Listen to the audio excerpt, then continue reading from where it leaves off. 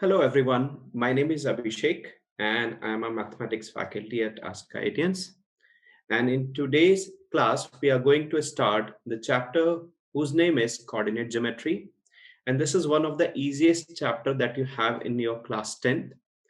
And this chapter is very important, not because it is it's not because it's easy or it has a good weightage. It's important because it will be super useful to you in case you plan to opt for mathematics in your 11th standard as well, because in 11th standard, and specifically if you are planning to go for the preparation of IIT-JEE in the future, then coordinate geometry forms a major chunk of the syllabus.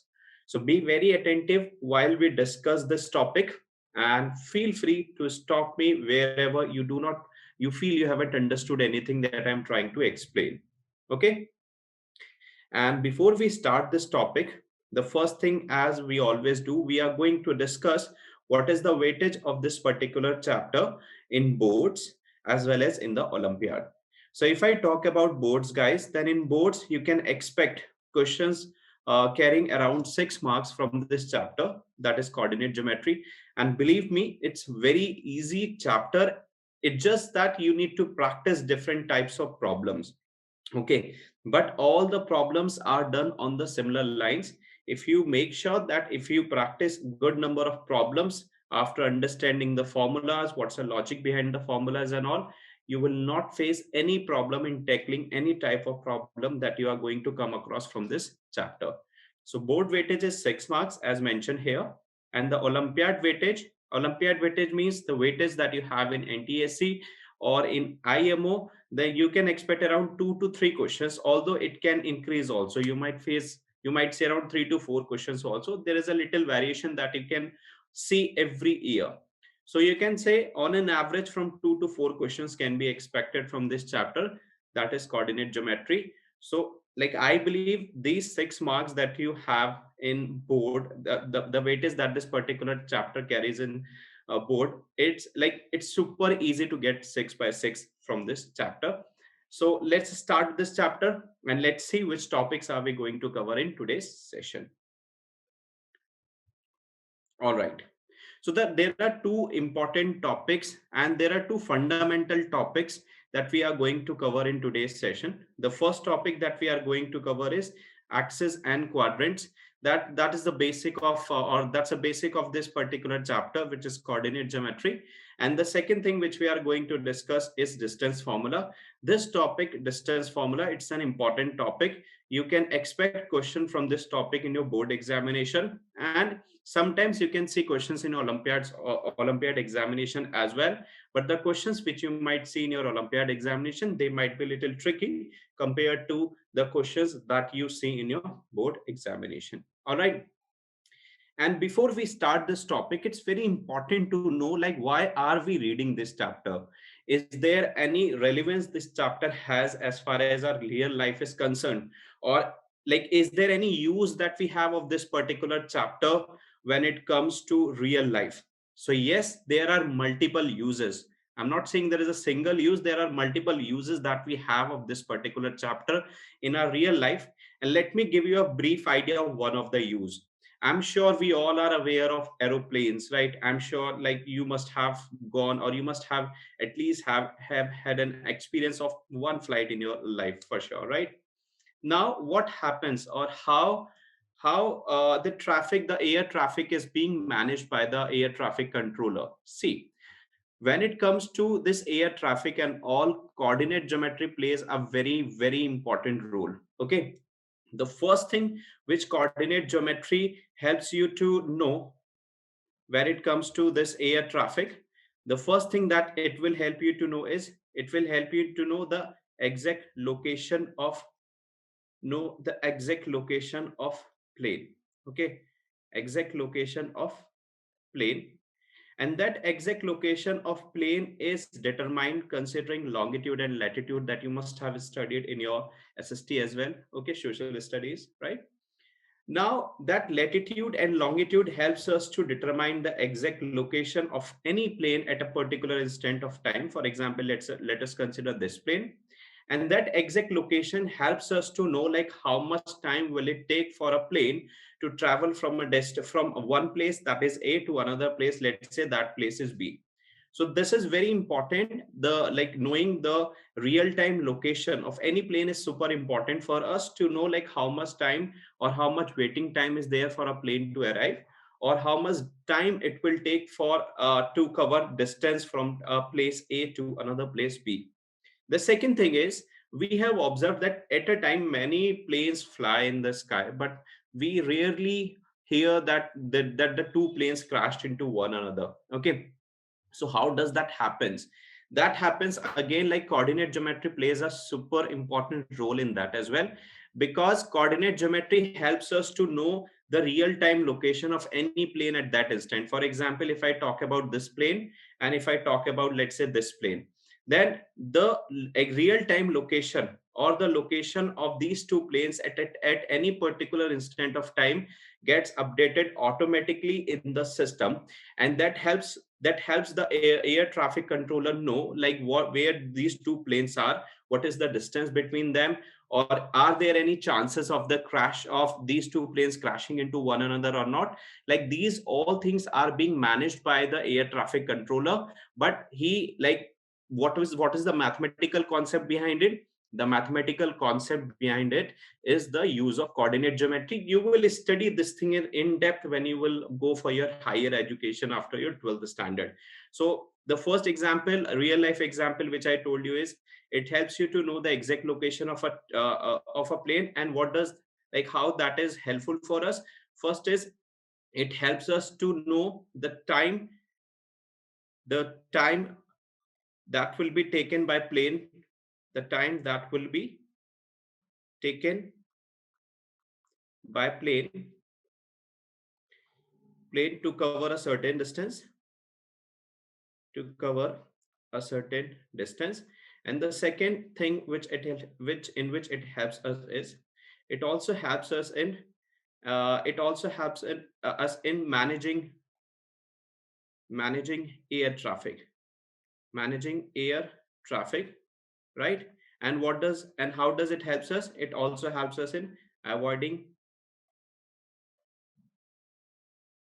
avoiding clash of two planes. Okay, so there are multiple benefits that we have when it comes to coordinate geometry in our real life. This was just the one example which I explained you in brief, like how you can use coordinate geometry in your real life, or what is its application. I hope you got it, and I hope you understood that this topic we are not trading just for marks or just to get good marks, be it in your board examination or be it in your competitive examination. We are reading it because our real life, there are many phenomena or many things that we have in a real life which are related to this particular thing. All right, can we move ahead? Okay, all right, let's move ahead.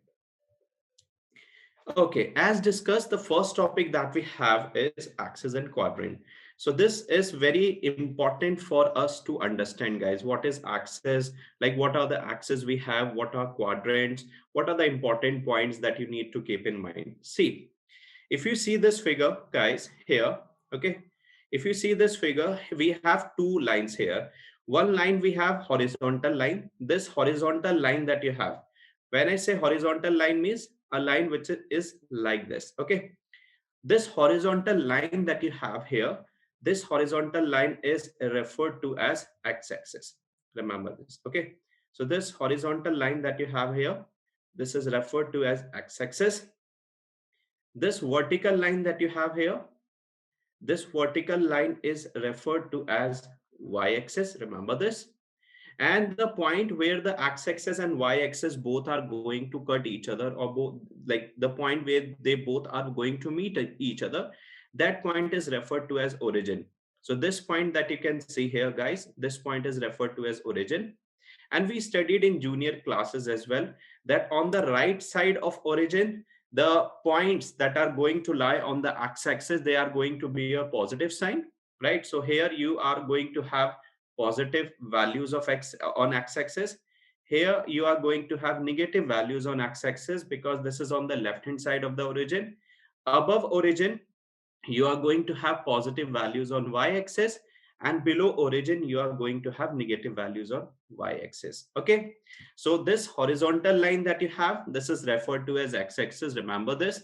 The vertical line that you have, this is referred to as y-axis, and the point where these two lines meet each other, that point is called origin, and the coordinate that you have of origin is given by 0 comma 0. Okay, the coordinate of origin is given by 0 comma 0. I am writing here as well for your reference, guys.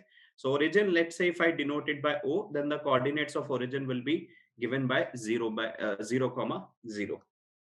Right?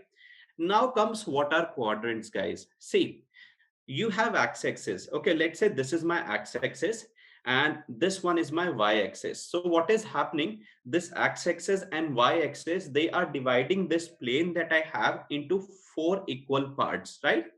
I repeat, this x-axis that you have and this y-axis that you have, it is dividing this two-dimensional space that I have in four equal parts, and each equal part that we are getting as a result is referred to as quadrant. This portion, like this one, this is known as quadrant 1. And because quadrant 1 is formed by, if you observe very carefully, quadrant 1 is formed by positive side of x-axis and the positive side of y-axis. Therefore, if you have any point which is lying in quadrant 1, it is going to have x coordinate positive as well as y coordinate positive. Both the coordinates, be it x coordinate or be it y coordinate, both of them are going to be positive in quadrant 1. I am writing here. Okay, so here I am writing quadrant. Okay, quadrants, and here I'll be writing the sign of x comma y. Okay, what sign they are going to have. So if I talk about quadrant 1, I mentioned because quadrant 1 is formed by the positive x-axis and positive y-axis, so it is going to have positive sign. So in first quadrant, x and y both are going to be positive, right? Now if I talk about second quadrant, guys, this quadrant is second quadrant because second quadrant is formed by negative side of x-axis and positive side of y-axis. So if you are locating any point in the second quadrant, then the x coordinate of that point is going to be negative. The y coordinate of that point is going to be positive. So in quadrant 2, what do we have? In quadrant 2, x coordinate would be negative. Y quadrant is going to be positive. Let's move ahead. If I talk about the third quadrant, this is third quadrant because it is formed by the negative side of x-axis and the negative side of y-axis. So if you have any point which is lying in third quadrant, then the x coordinate and y coordinate both are going to be negative in quadrant number 3. So in quadrant number 3, x coordinate would be negative and y coordinate would also be negative. Okay. If you talk about quadrant number 4, in quadrant number 4, because quadrant number 4 is formed by the positive side of x-axis and the negative side of y-axis. So any point that is lying in quadrant number 4, it is going to have x coordinate positive and y coordinate negative. So in quadrant 4, what do we have? We have x coordinate positive and y coordinate negative. Clear? So I hope you all, it's very clear to everyone, like what are quadrants. So basically x-axis and y-axis, they are dividing the plane that you have in four equal parts, which are referred to as quadrant. And I hope it is also clear to all of you, like what are the sign of x coordinate and y coordinate that you are going to have in case there is a point which is lying in any quadrant, right? In quadrant 1, x and y both are positive. In quadrant 2, your x is negative, y is positive. In quadrant 3, x is negative, y is negative. In quadrant 4, x is positive and y is negative. It should be very, very clear to you. There is one more important thing which I would like to tell you here, because in CBSE, in CBSE as well as in IMO, SOF IMO, they can ask you question related to that. What is that point which I would like to tell you here, right? I have already told you that origin has coordinate 0, 0, and we have discussed what are the signs of the different point, which if in case the point is lying in quadrant 1, 2, 3, and 4 respectively. The next thing which I would like to tell you is, what if there is any point which is lying on, let's say, x-axis? Okay, it's not lying in quadrant 1, it's not lying in quadrant 2 or quadrant 3 or quadrant 4, but it is lying either on x-axis or it is lying on y-axis. Then what are the points, what are the coordinates of that, what are the coordinates of that particular point that we are going to have. Okay, so I'm writing that as a note. So we have two notes here, guys. First is, if point lies on x-axis, if a point, if a point P lies on x-axis. So if you have a point P which is lying on x-axis, then it's very clear that the y coordinate of that point is going to be 0, because the point is lying on x-axis. So what does that mean? That means that particular point P, it is going to have some x coordinate for sure, but it is not going to have any value of y coordinate. Or in other words, you can say there will be x coordinate, but the y coordinate is going to be 0. So if we have any point which is lying on x-axis, then the coordinates of that particular point will be of the form x comma 0. I don't know what's the value of x. It can be positive, it can be negative, or anything, but I know that y coordinate is going to be 0 in that situation. Okay. The second thing which you should know is, if we have a point, if a point P that lies on y-axis, okay, if a point P lies on y-axis, what is going to happen? Because that point is lying on y-axis, then it is very clear the x coordinate would be 0.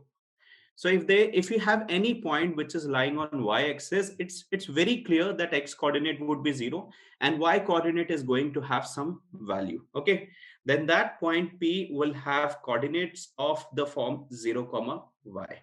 Okay, so these 2 points should be very clear, or you all should be aware of these 2 points, as they can ask you question related to these 2 points. Clear? So what all we have discussed in this topic, we discussed what are axes, we discussed what is x-axis, we discussed what is y-axis, we discussed what is origin, which is formed as a resultant of, or as a result of point, as a result of intersection of x and y-axis respectively. Then we discussed what are quadrants. We discussed what are the sign of the x coordinate and y coordinate that we are going to have in different quadrant. We also discussed, if there is any point P which is lying on x-axis, then what will be the what will be the coordinate of that particular point. Similarly, we discuss, if a point is lying on y-axis, what will be the coordinate of that particular point. One more thing, guys. Okay, that thing is, there is another name as well for x coordinate and y coordinate. Okay, let me write here, guys. Okay, if we have any point, let's say P, okay, and the position of that point P is given by x comma y. So there are two ways to call, to name this x comma y, you can say. The one way is, you can say x as x coordinate and y as y coordinate, and the order must be same. Like x comma y can never be same as y comma x. That should be very, very clear to you.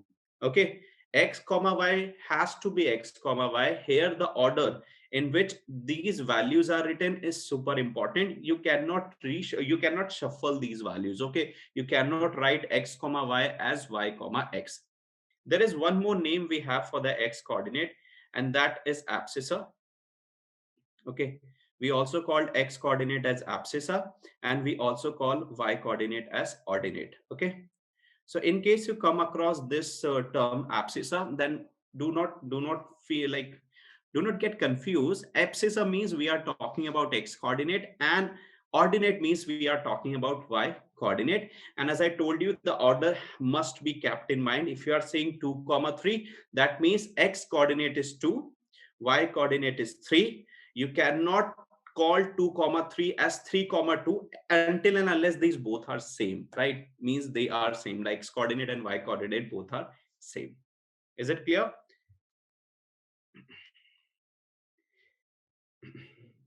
I hope it's clear to everybody. All right. Can we move ahead? Okay. Check out. Very important. I told this in the beginning itself that this topic is going to be an important topic, distance formula. And here I will tell you even the logic behind the distance formula, like how we got this distance formula. Okay, what are the special cases we have, how to use this distance formula to solve the different types of problem. We are going to discuss all that here. Okay. So distance formula, let me mark it as important. So be very, very attentive while I discuss this. What does distance formula actually tells us? As the name itself indicate, distance formula is a formula that is used to find distance between any 2 points in xy plane. Okay. And these points can be in any dimension, but here we will talk about 2 dimensions only, that is x and y. Although you will study about 3 dimensions in your 11th standard and 12th standard respectively, and the logic remains exactly same there as well. So what is the use of distance formula?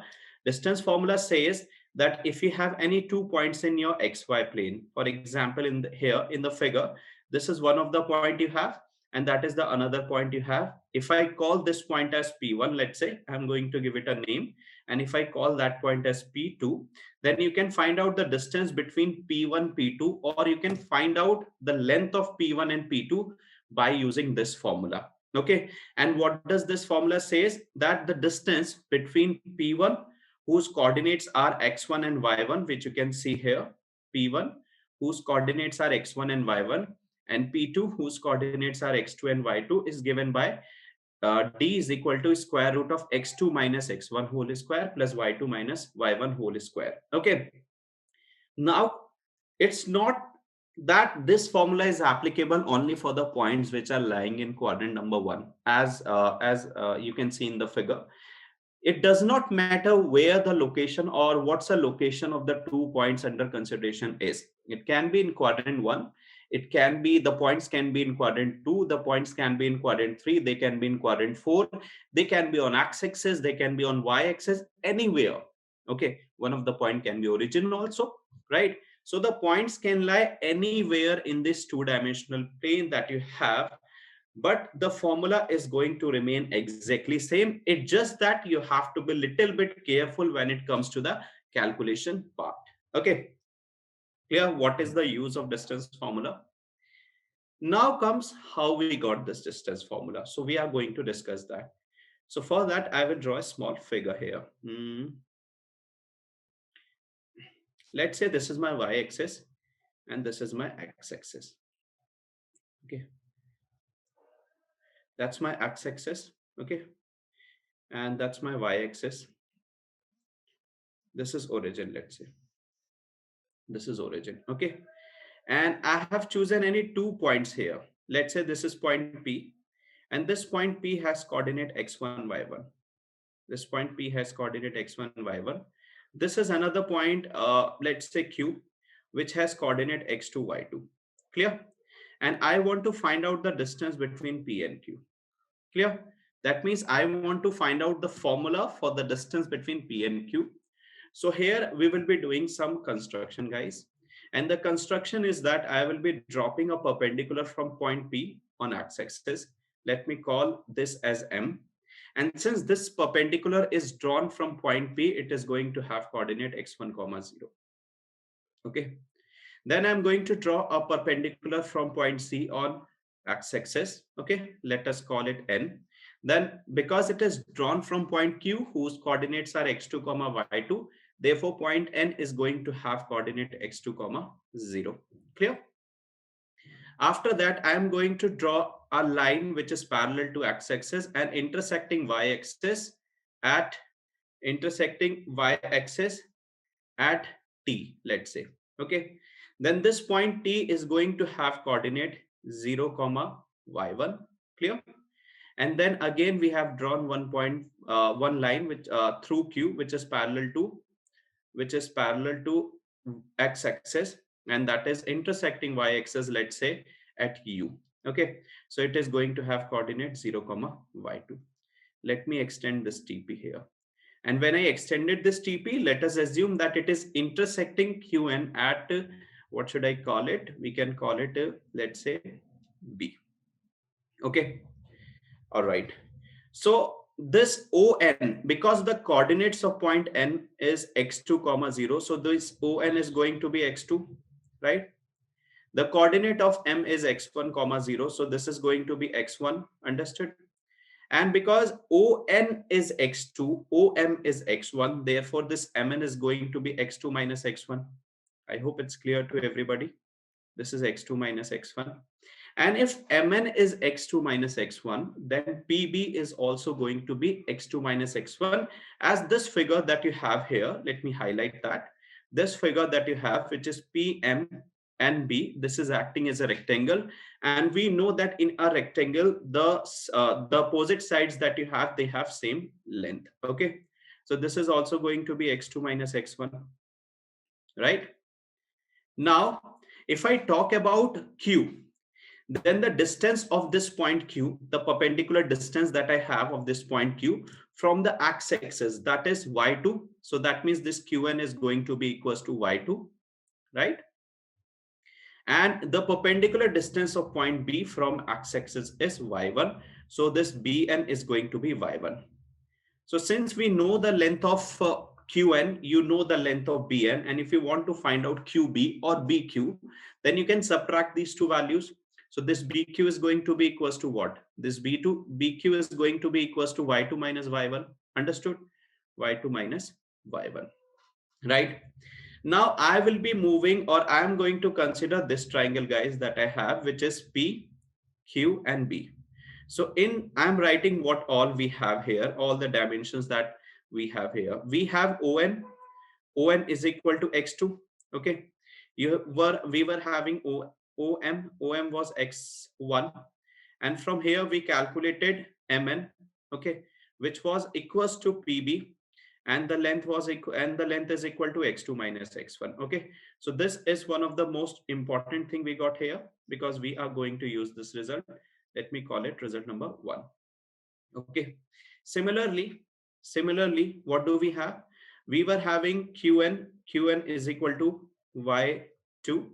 We were having Bn is equal to y1. Okay. And if I subtract both of them, I am getting Bq, and that Bq is equals to what? That Bq is equals to y2 minus y1. Okay. This is my result number 2. Okay. So I'm going to highlight this as well. So now I have the length of BQ. Okay, I have this length and I have this length, which is PB. And it's very clear to us that the triangle that I have here, which is PBQ, that's a right triangle. Correct or not? This triangle that I have here, triangle PBQ, that's a right triangle. And we know that when you have a right triangle, you can always apply Pythagoras theorem. So in this triangle PBQ, I'm going to use Pythagoras theorem. So I'm going to write here, in triangle PBQ, using Pythagoras theorem.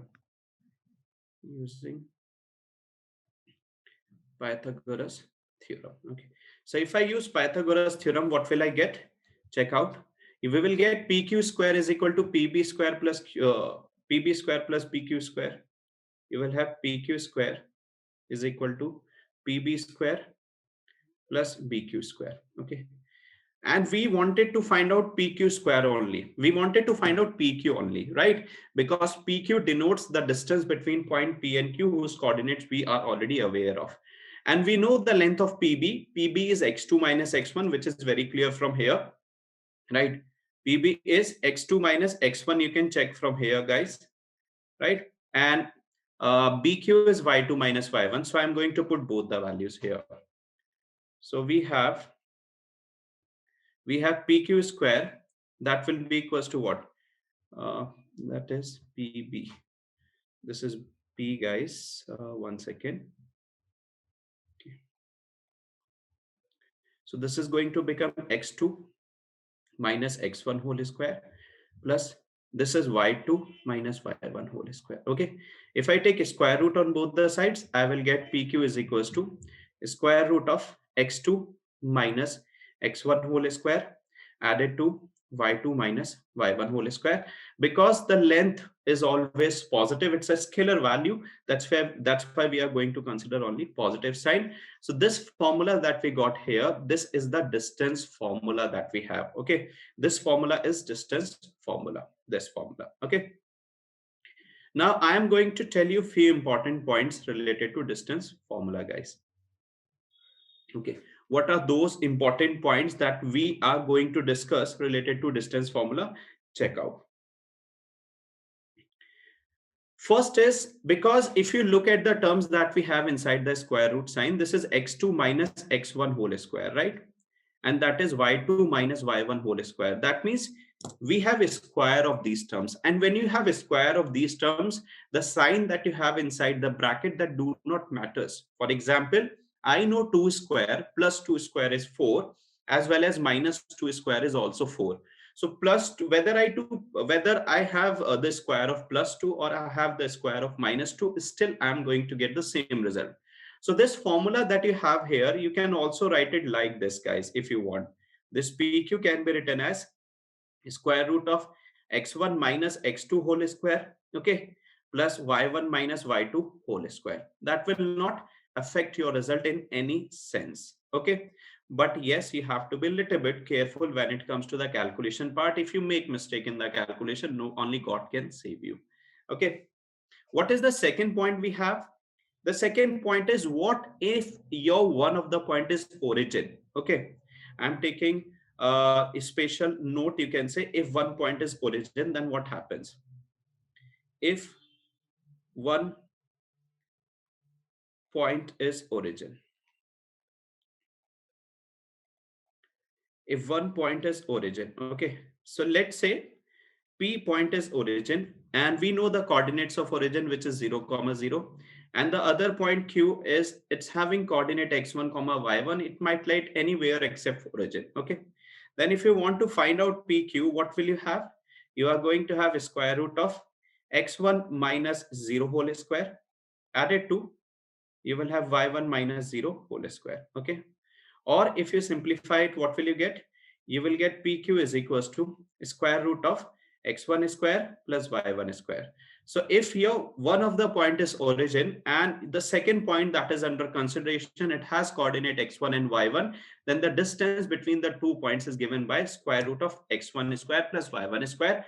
And whenever you are calculating distance, just for your reference, I'm telling this point, because whenever you are calculating distance, a distance always has some unit. For example, if I'm going from here to some other state in my country, then I will be traveling some distance which will be measured in kilometer, okay. Similarly, whenever you are calculating distance between any 2 points under consideration, make sure that you write unit, UNIT, in case in case the unit is not provided to you. Unit not provided to you means, in case you are not aware of whether it is centimeter, meter, or whatever, then you should always write unit in that, okay. So this is what distance formula was, and I hope you understood it. You can go through it. I'm giving you 20 seconds to go through it. In case you feel any difficulty or any doubt till now, you can ask me.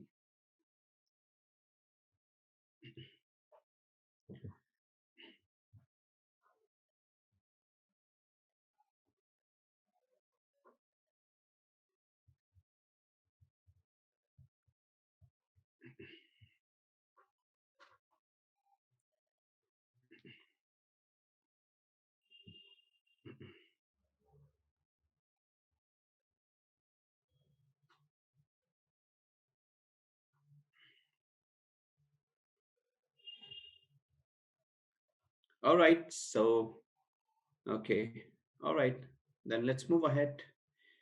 So here comes the application, guys. Here comes the application of this formula we studied. Be very attentive while I do this, okay, so that you understand what all things you need to keep in mind while doing calculation. What does this problem says?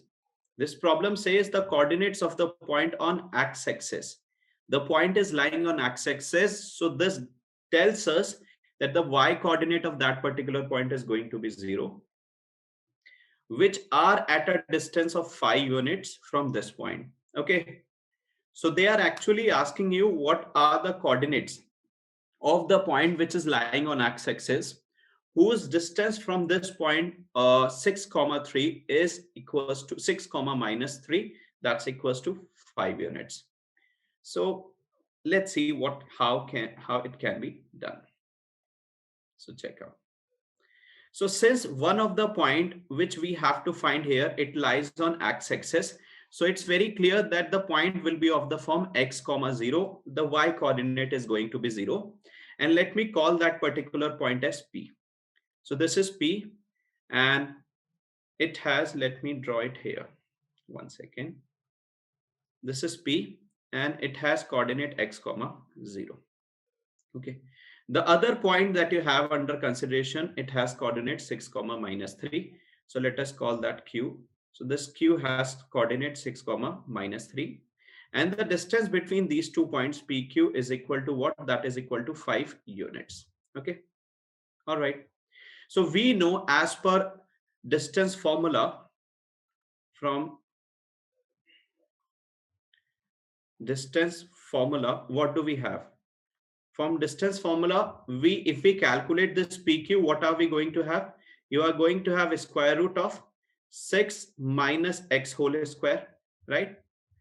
Plus you will have minus 3 minus 0 whole square, right? This is the formula that you have: x2 minus x1 whole square added to y2 minus y1 whole square.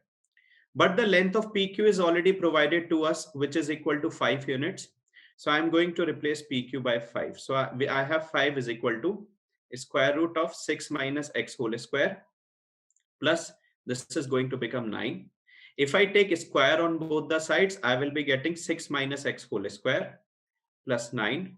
That would be equals to 25, right? Because the square of 5 is 25. And if I take a square on the right hand side, which has a square root over it, the square root sign will get removed. Okay. Now we are going to transpose 9 to the other side. And we know that whenever you transpose a number to other side of equality, it changes its sign. So you are going to have 6 minus x whole square is equal to 25 minus 9, and that is equals to 16, right? So we will get 6 minus x is equal to square root of 16, and we have two possible values here, which is plus minus 4, right? Because why I have taken plus minus 4 here. I have taken plus minus 4 here because x coordinate, we want to find out the value of x, and it can have two possibilities, right? It can be positive. If it is positive, that means the point lies on the right hand side of origin, or it can be negative. That means the point lies on the left hand side of the origin. So that is why, while taking a square root, whenever you are doing a problem of coordinate geometry, until and unless it has been mentioned that on which side the point is lying, you should always consider positive and negative sign both. Okay. So now we have two cases, guys. Case first is if I consider this 6 minus x is equal to plus 4. So if I consider that, what will I get? The value of x which I will be getting is 6 minus 4, and the value of x is going to be 2. So in that situation, this point P that you have, it is going to have coordinates 2 comma 0. Then you have case 2. In case 2, if you consider 6 minus x is equal to minus of 4, if you simplify it, you will be getting x is equals to 10, right? And in that situation, this P point, it is going to have coordinate 10 comma 0. Okay. So the point on x-axis whose distance from the given point is equals to 5 units, there are two possibilities. That point could be 2 comma 0, or that point could be 10 comma 0. Because if you put 2 here, what will you get? If you put 2 here, you will get 6 minus 2, which is equals to 4 square, 16, 3 square, which is 9, and the square root would be 5. If you take 10, you will get 6 minus 10, which is minus 4, but the square would be 16. Here you will have 9, and 16 plus 9 is a square root of 25. That will again give you 5. So that means you have two possibilities when it comes to the required point. I hope it is clear to everyone. It's very clear to everyone. Okay, you can note it, and you can go through the solution once again, and you can ask me out. I'll be more than happy to clarify that.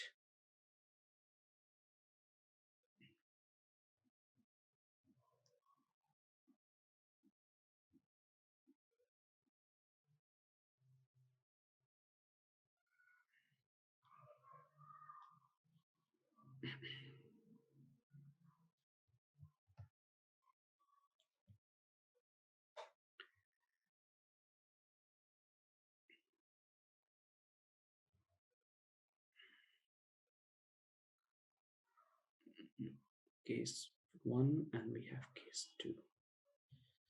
And this distance formula I have used. Let me highlight it. All right, clear?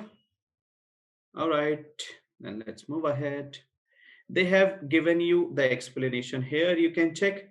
They also did the exact same thing. If I have to explain you, like they have assumed the coordinates of the point to be x comma 0 as the point is lying on x-axis. By distance formula, distance formula says that you can find out the distance between 2 points whose coordinates are x1 y1 and x2 y2 by this formula. Here they have taken x1 and y1 to be 6 comma minus 3, and they have taken x2 comma y2 to be x comma 0. When you will substitute the value, you will get the distance, and that distance is equals to 5. If you square both the sides, you will get 25 is equal to x minus 6 whole square plus 9. Then you have 25. What they did here is they made this calculation little difficult. Okay, they expanded this x minus 6 whole square, and after the expansion they simplified it as much as they can, and they got, and after the simplification what did they get? They got one quadratic equation, and they factorized that quadratic equation using a splitting middle term, and thereafter they got the exact same value that we got. But you have this option here to, like, you have two options here in this step. Either you can open this identity a minus b whole square, which is a square plus b square minus 2ab, or you can transpose 9 to the other side, take the square root, and then you can proceed the way that I did. It's entirely up to you. Whichever method you feel you are comfortable with, you can go ahead with that. Okay, but the answer would be same if your calculation is correct. Yeah.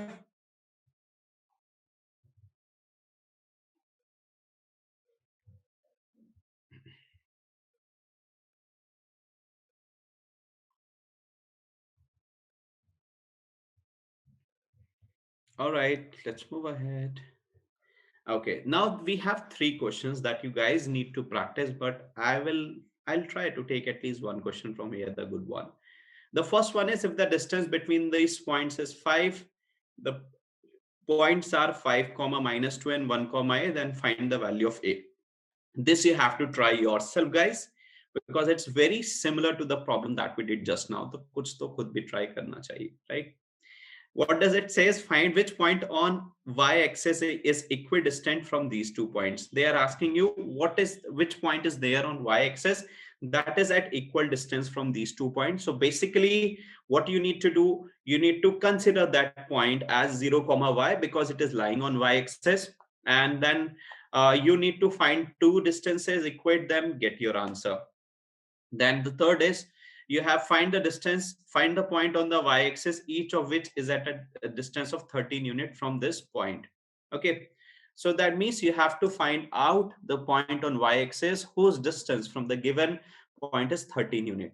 So considering three questions, I would like to take here question number 2 for your reference. Okay, so check out. So I'm taking question 2, guys, for your reference. Okay, this is which point on y-axis. So when we are saying that the point is lying on y-axis, that means the coordinates would be of the form 0 comma y. So let me consider that point to be p, and the coordinate of that point would be 0 comma y. Understood?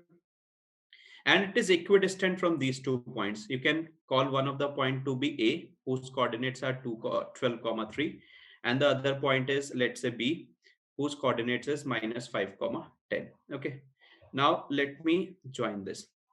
Then what are we provided? We are already provided that this AP is equals to BP. This is given to us, okay, in the problem itself. If AP is equals to BP, it's very clear that AP square will be equals to BP square, right or not?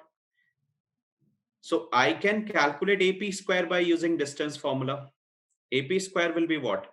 That is going to be 12 minus 0 whole square added to 3 minus y whole square, and BP square is going to be equal to minus 5 minus 0 whole square, that is added to 10 minus y whole square. That square root sign got removed because of the presence of square on both the sides. Okay, this is what I have. Let's simplify it more. We have 12 square, which is going to be equals to 144.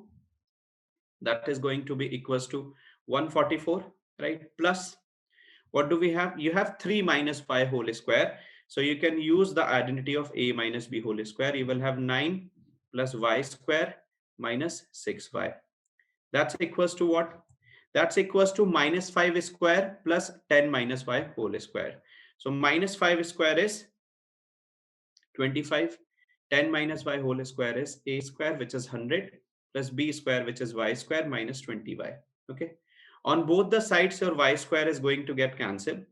On the left hand side, you will have 153 because 144 when added to 9 gives you 153 minus 6y. On the right hand side, you will have 125 minus 20y. That's what you will have. Okay. Now you can transpose the terms having y on one side. I am going to transpose 20y to the left side and 153 to the right hand side. So what do I have? I will have 20y minus 6y, and that will be equals to 125 minus 153. 20y minus 6y is nothing but that's 14y, and 125 minus 153, what are you going to get? You know 150 minus 125 is 25, and you add 3 to that, so you will get minus of 28. Okay, so this 14 will cancel this 28 minus 2 times, so you will get y is equal to minus 2. That means the value of y must be equals to minus 2 for the given condition in the problem number 2 to hold true. And if y is minus 2, you can say that this point P that you have here, it is going to have coordinate equals to 0 comma minus 2. That means that point under consideration, it will have coordinate 0 comma minus 2 for the condition to be true. Okay. Therefore, we can say that the result is, therefore, you can say the point under consideration, it will have coordinate 0 comma minus 2, and that's your final answer. Understood? Okay. You can check here. The answer is 0 comma minus 2. The two problems are very similar. They are easy, just that you have to be a little bit careful with the calculation part. I hope you will try that. In case you come across any doubt, feel free to get in touch with your subject expert. They will help you out with that. Okay. So I hope all the topics that we did today, be it axis, be it quadrant, be it distance formula, the derivation, the application, the problem solving that we did, and the real life application that we did, they are very clear to all of you, right? In case you still come across any doubt, or you feel you haven't understood any of the concept, feel free to get in touch with your subject expert. They will help you out with that. So that's it from this session then. Thank you so much for attending session. Goodbye. Take care. See you in the next class.